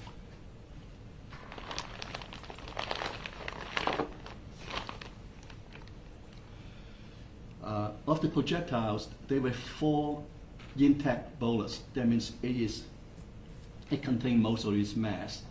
so it did not have significant damage or lost any materials. Those 4 bullets, I was able to identify back to the Springfield pistol. There was a bullet fragment. I was also able to identify that back to the Springfield pistol. There was a bullet jacket. A bullet jacket is a projectile that is missing the bullet core. It's just the jacket. I was able to identify that bullet jacket back to the Springfield pistol.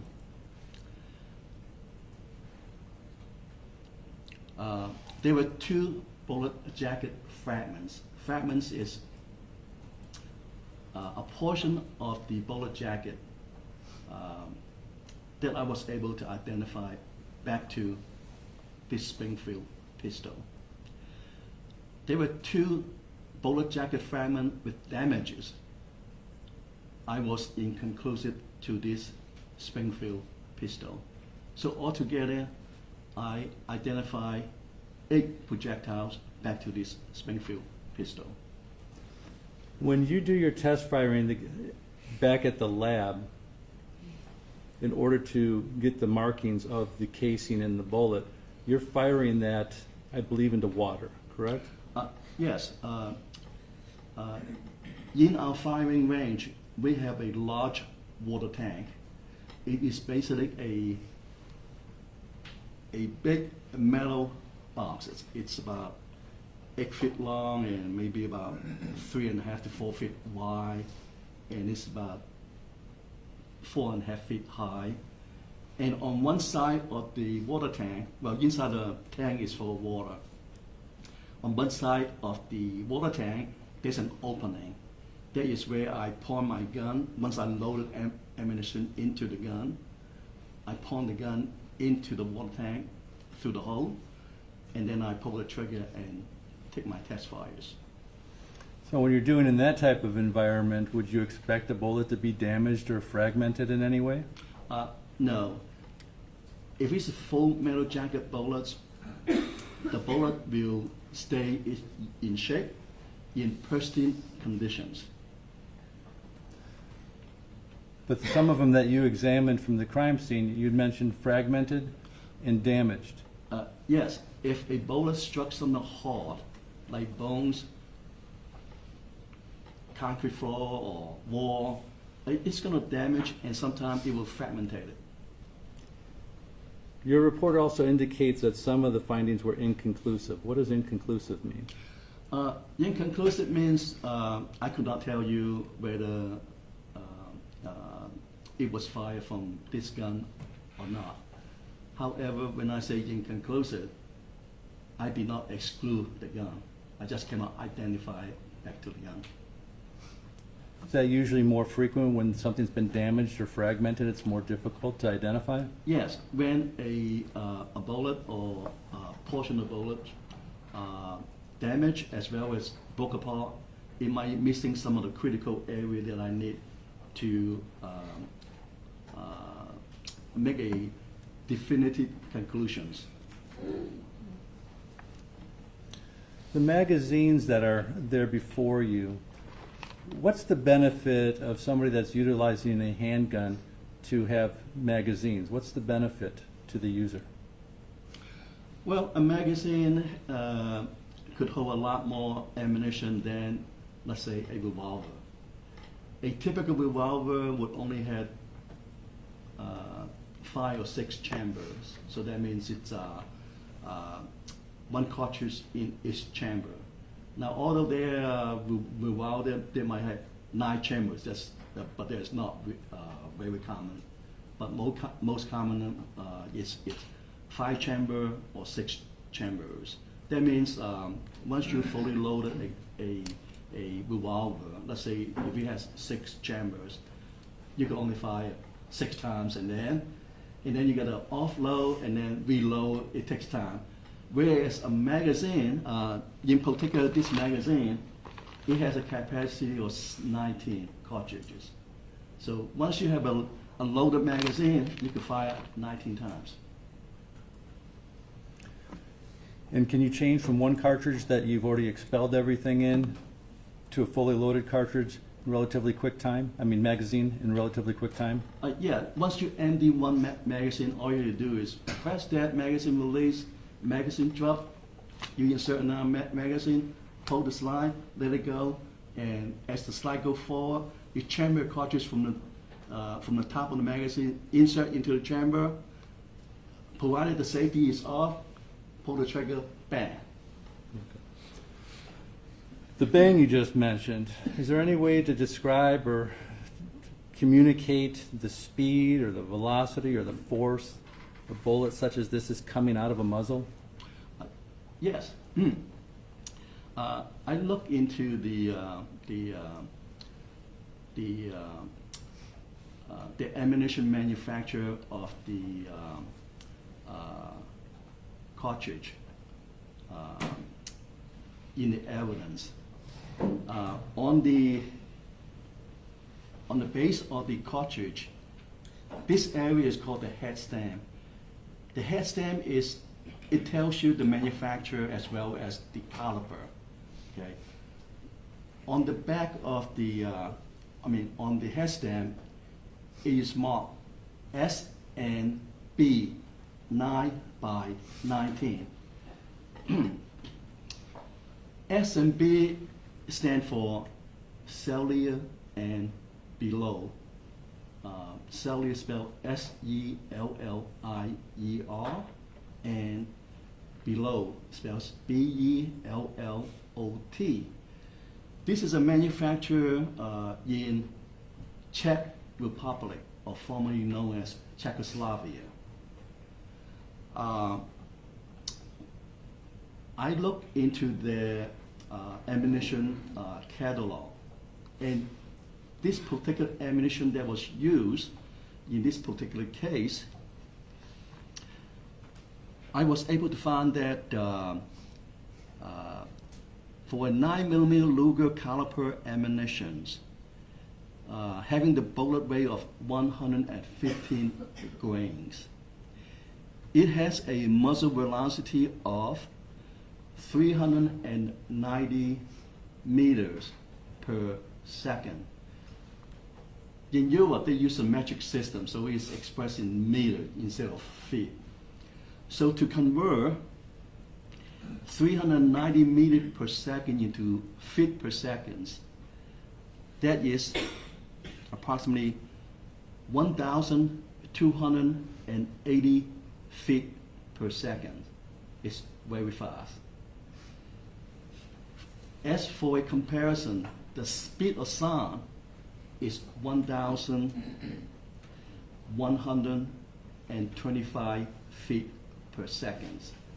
So the velocity of this bullet leaving the gun barrel is even higher than the speed of sound. That's how fast this bullet travels. So based on looking at the manufacturer, that speed of that bullet coming out would have been consistent with each one of those shots. They would have all been coming out that fast each time it was fired. Yes. That is the data that's provided by the manufacturer. That is their specification. So every bullet, the same caliber, the same weight of the bullet will travel that fast as it exits the gun barrel. Semi-automatic. On a semi-automatic, does the user have to use any type of intent each time they want to fire it, or does it keep firing? Well, for a semi-automatic pistol, every time you pull the trigger, it fires one shot. For you to fire a second shot, you must release the trigger and then pull the trigger again. That is the difference between a semi-automatic pistol and a fully automatic machine gun. A fully automatic or a machine gun, you pull the trigger and hold down the trigger, it will continue to fire until you release the trigger or you finish all your ammunitions. So it's a decision to fire it each time, it appears. Yes, you have to pull the trigger, release the trigger, and pull the trigger again for every single shot. When you say release the trigger, so if you just pull the trigger back and fire that first shot, you're not going to get the second one off unless you release it and pull again? Yes.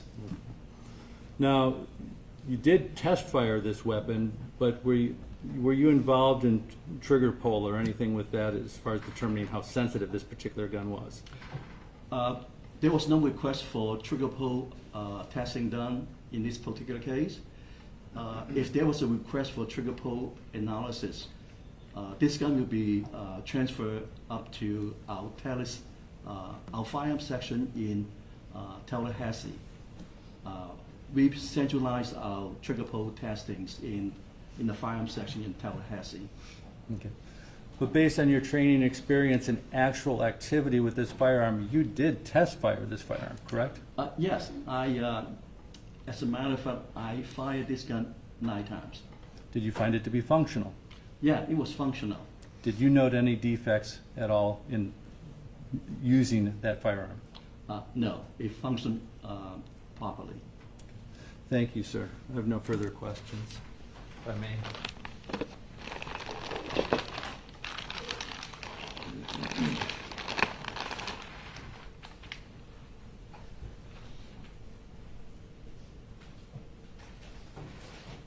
You want to attend to the witness cross? No question. This witness being excused. He is, thank you. You're excused for example after business. Thank you, Your Honor.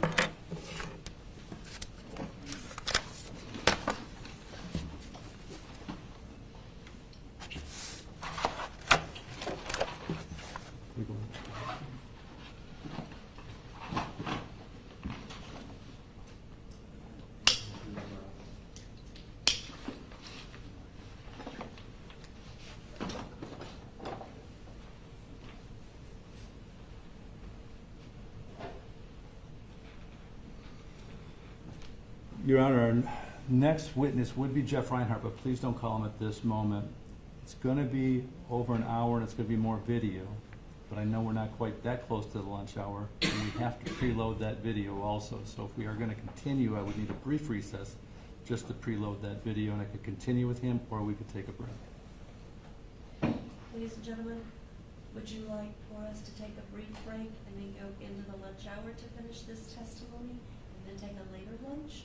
Or would you rather take an early lunch now with a rather long afternoon? It's up to y'all.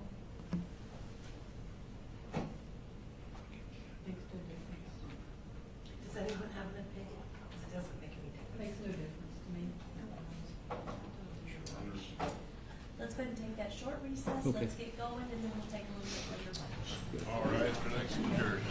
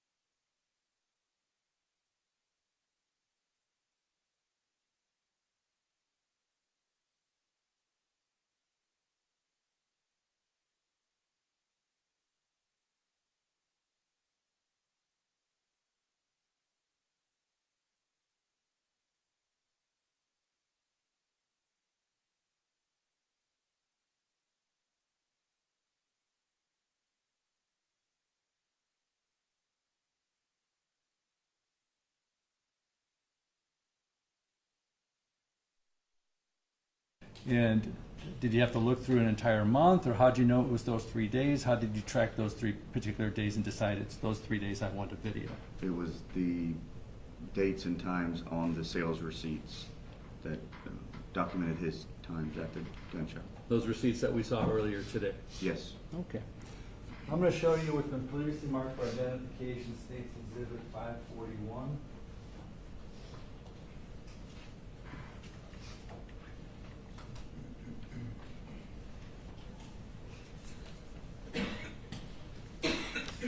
See if you recognize this.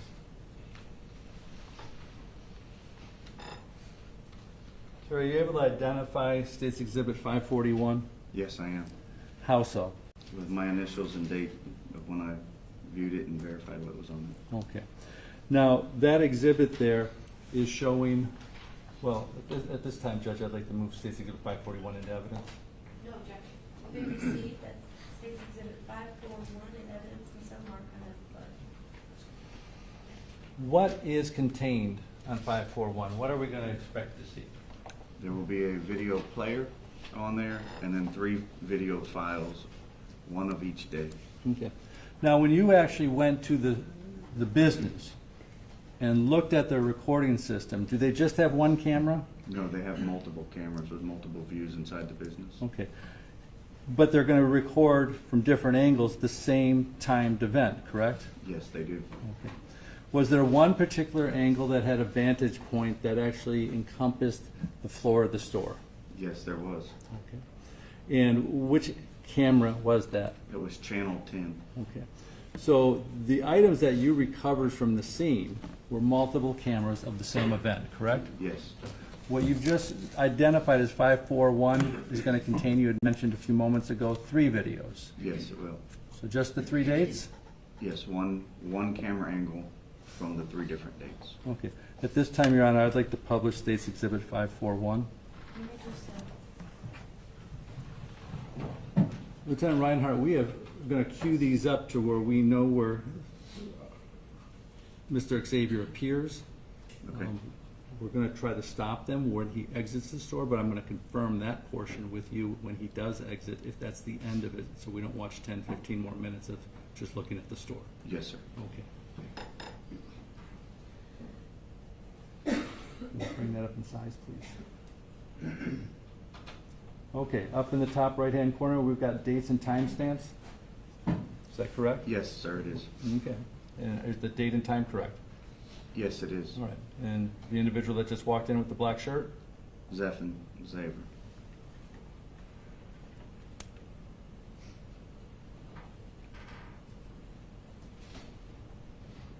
Who is the person that's coming up to him? Marshall Blackman.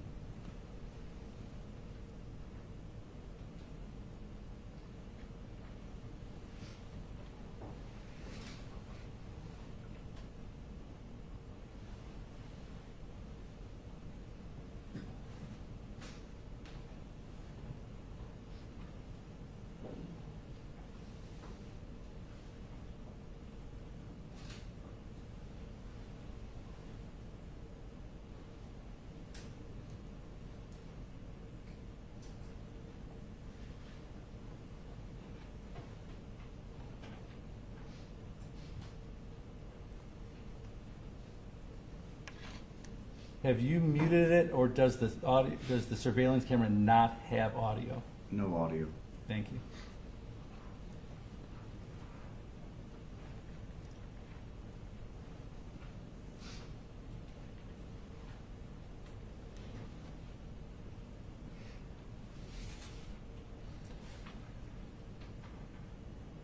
That far left-hand corner where the 2 parties are Mr. Xavier, there's now another individual there. Do you know who that individual is? Yes, sir, I do. Who's that? George Pelez. And what's contained in that area of the store? That's the cash register.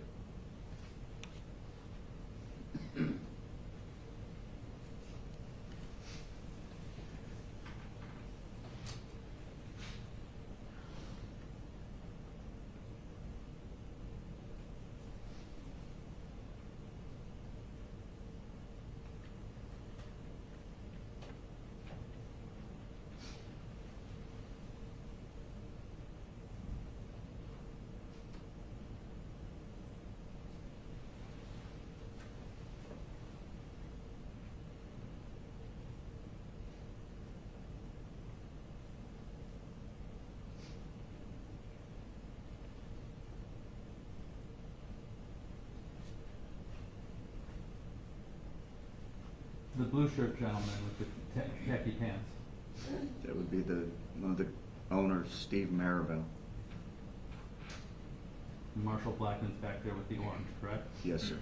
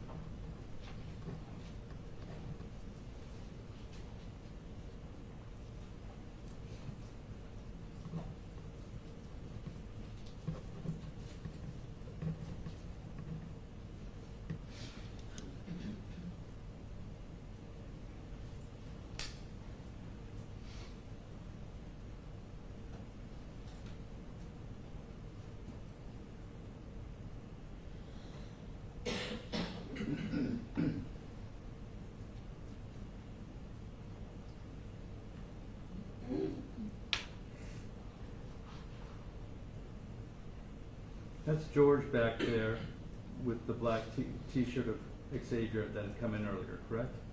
In the top right-hand corner? Yeah, Mr. Perez is back there with Mr. Xavier. Okay. What is that area? You've been in the store. What is that area used for? There's a computer terminal there. That's where a firearms purchaser would fill out the application. Is that ATF form 4473, which we've already put into evidence? Yes. That's where it's created? Yes, it is. Is that for the background check? Yes, sir, it is. And that's the same form that you discussed in your interview with Mr. Xavier? Yes, it is.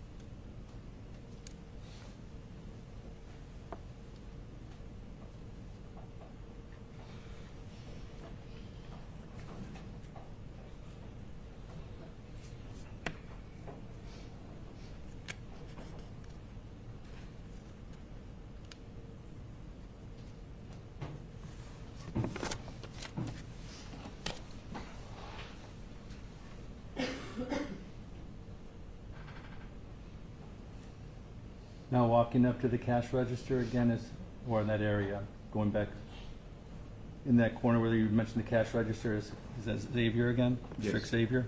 Thank you.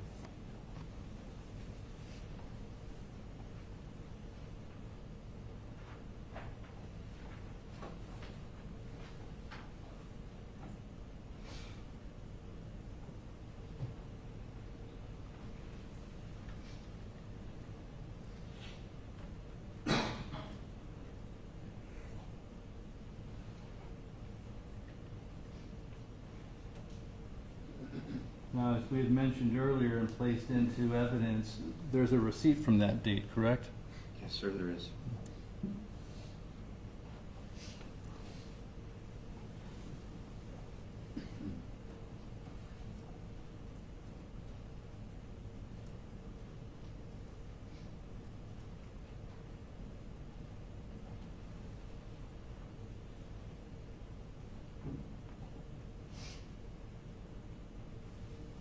And that receipt is what you identified earlier today as State's Exhibit 536, correct?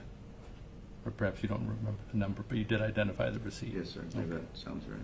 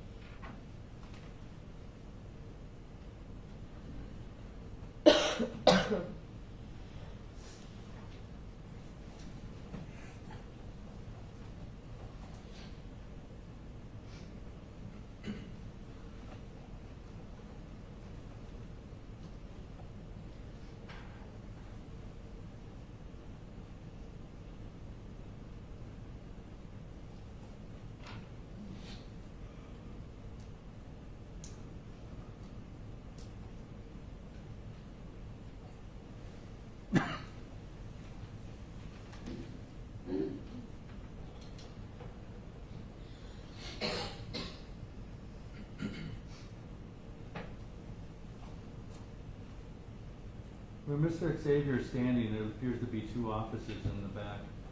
Does anybody occupy any of those offices that you were able to identify? Management or owner? I believe to the furthest top left corner, kind of where Marshall Blackman came from there, that's a doorway that leads into like the back storage area. Okay. Just moving to the right is the doorway that leads into the office area. I think if you look a little further right, I believe that's just kind of a window that you can see into the same, it's one office, That's fine. and you can see into it. But yes, that's, I'm referencing that because you did a recording there. Where'd you go back for the recording? Is it somewhere visual in there? where I did the, Where'd you get the download? Where's the so recording that from? door to the left, the one on the left is, Right. once you enter into that, going towards the back room, the DVR was right on the right, Okay, thank you. through that doorway.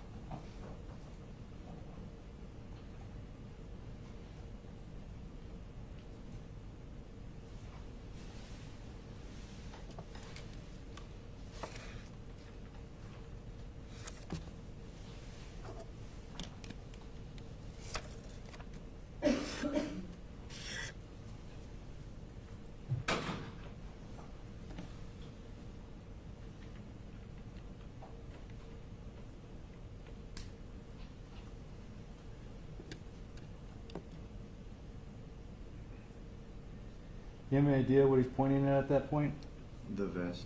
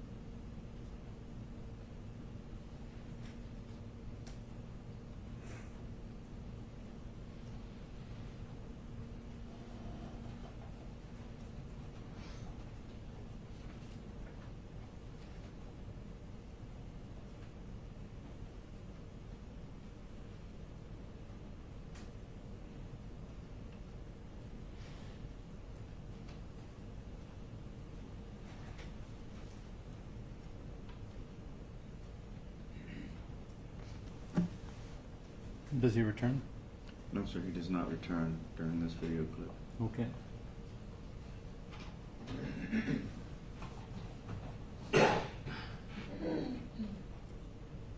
We just, don't go to the next one quite yet. That first one was January 8th. January 2019, yes. Okay. Is there some sort of target date that he's going to come back? When's he going to come back for that gun? On January 12th, And 2019, why again? after the 3-day mandatory wait period, Okay. Do you know what time the store is going to open up on the 12th? 10 a.m. Okay. And so currently, we're at the January 8th date. That's 15 days from the bank shooting, correct? Yes. Okay, thank you. If we can go to the next clip.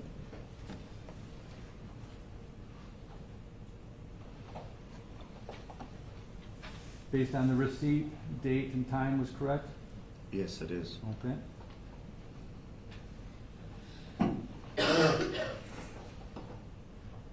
You said it opened at 10 a.m. It's showing 10 a.m. and 30 seconds now? Yes, sir, it does. Okay.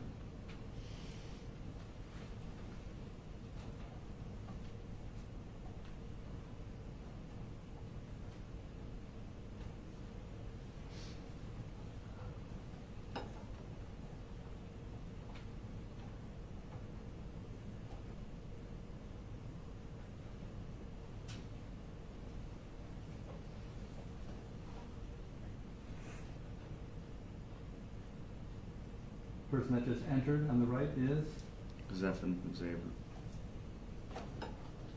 just after 10:01. Yes, sir.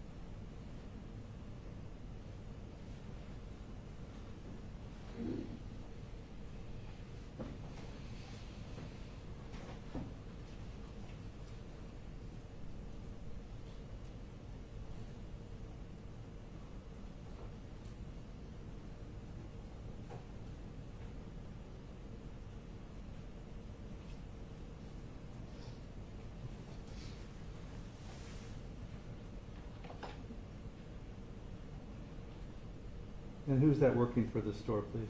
Steve Maribel. Thank you.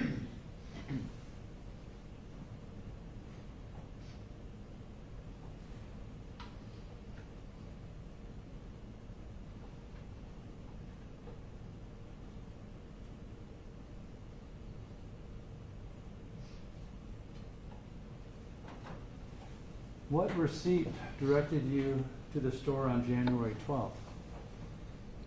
Ammunition.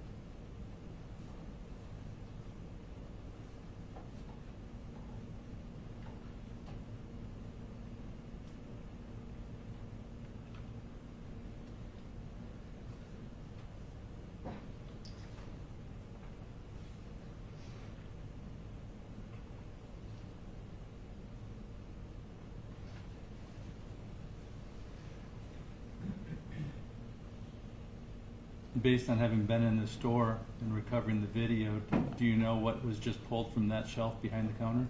A box of ammunition.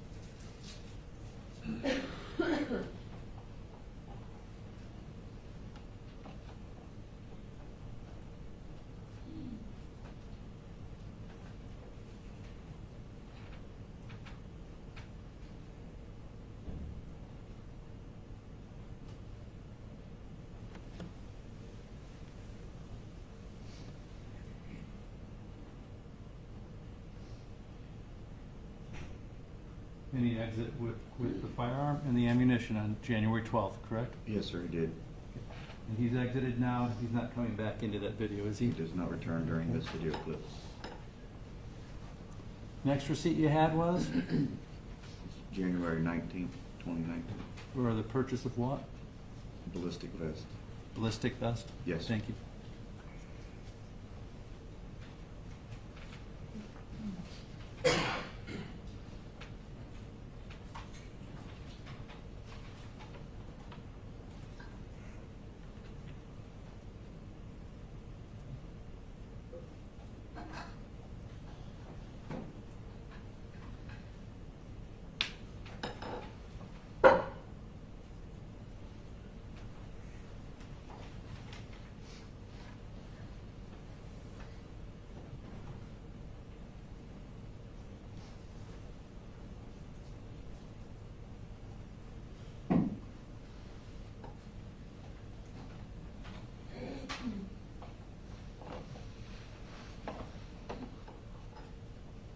Person that just entered the store, I'm sorry?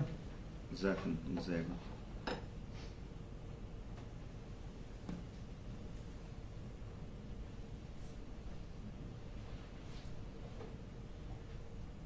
And back on the 8th, he pointed in the same direction. Correct.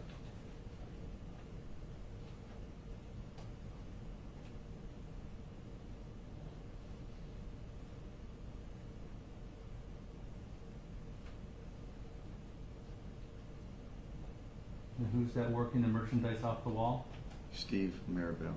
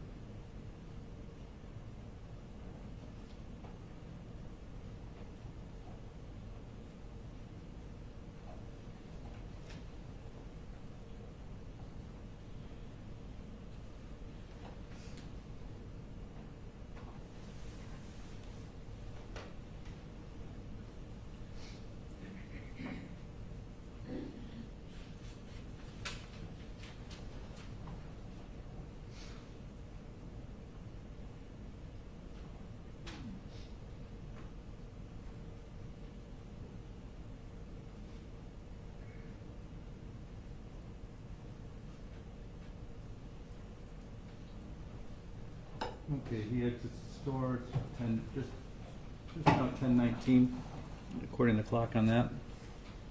Stop that, please.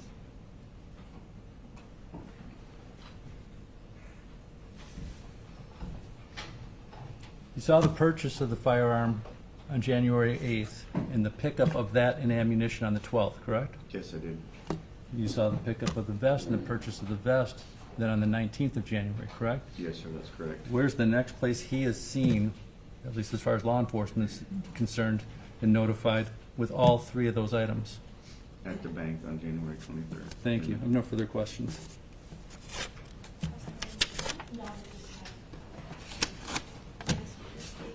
Yes, Your Honor, thank you. May I have one moment, please?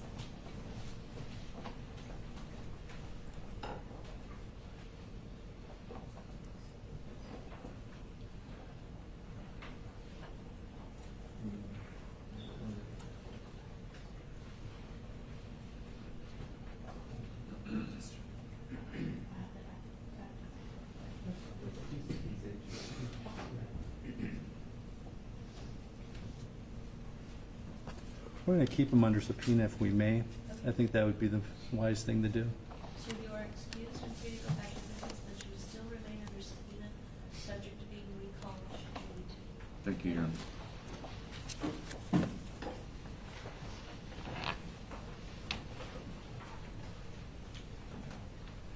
That's all we have. If we may break for lunch. The jury would love to break for lunch. Yes. Let's return after you've had a chance to have your lunch at 1:30. As I reiterate to you every time, please do not discuss this case or allow anyone to talk to you about the case. Please do not do any research. Have a nice lunch. We'll see you soon. All right, next adjourned.